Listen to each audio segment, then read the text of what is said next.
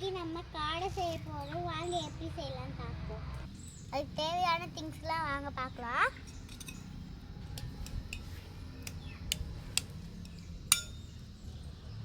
Ready. Cook பண்ண ஆரம்பிக்கலாமா? பட்டை ஜீரகம் எல்லாம் போட்டுக்கலாம். அடுத்து மிளகா போட்டுக்கலாம்.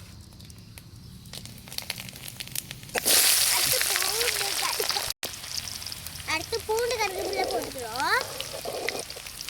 நெக்ஸ்ட் ஆனியன் போட்டுக்கிறோம். கிரேவிக்கு நல்லா வதங்கட்டும். பாருங்க, கலர் கொஞ்சமாக மாறுது. அடுத்து எங்கள் பவுனி சனி டொமேட்டோ போடுறாங்க. இப்போ நல்லா கிண்டணும். டொமேட்டோ நல்லா மசி வதங்கணும், அப்போ தான் டேஸ்ட்டாக இருக்கும். வதங்கிறதுக்காக கொஞ்சம் சால்ட் போட்டு போகிறோம். நல்லா காடையை நல்லா க்ளீன் பண்ணி வச்சுருக்காங்க.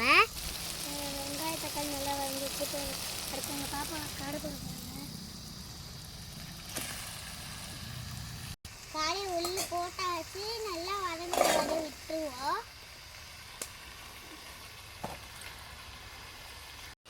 பாருங்க, நல்லா குக்காய் வந்துக்கிட்டு இருக்கு. அடுத்து மிளகா பொடி ஆட் பண்ணிக்கிட்டோம். அடுத்து மல்லித்தூள் சேர்த்துக்கிறோம். இப்போ தான் கொஞ்சம் வாட்டர் ஆட் பண்ணியிருக்கோம். அப்போ தான் நல்லா வெந்து வரும். கொஞ்சம் நேரம் வேகட்டும். அது வரைக்கும் நம்ம ரெஸ்ட் எடுப்போம். நல்லா குக் ஆகிடுச்சு. இன்னும் கொஞ்சம் நேரத்தில் இறக்க போகிறோம்.